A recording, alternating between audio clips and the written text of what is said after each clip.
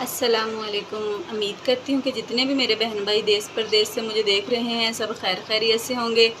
आज मैं बना रही हूँ क्रीम चाट, जिसके लिए मैंने ये केले लिए हैं, इनको मैंने ऐसे मोटा मोटा काट लिया है।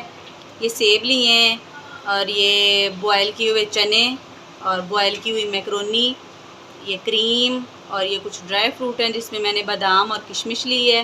ये पिसी हुई चीनी, मायोनीज़, नमक और काली मिर्च।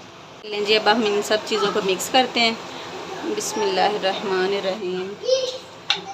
मैक्रोनी शामिल करेंगे, अब हम चने शामिल करेंगे, अब एप्पल, चलें जब केले शामिल करते हैं।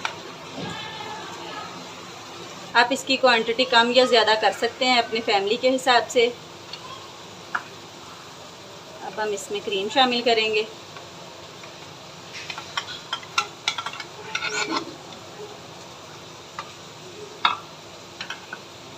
अब इसमें मायोनीज़ शामिल करेंगे,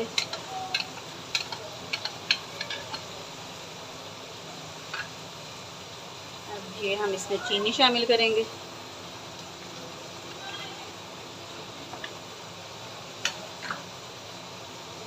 नमक शामिल करेंगे,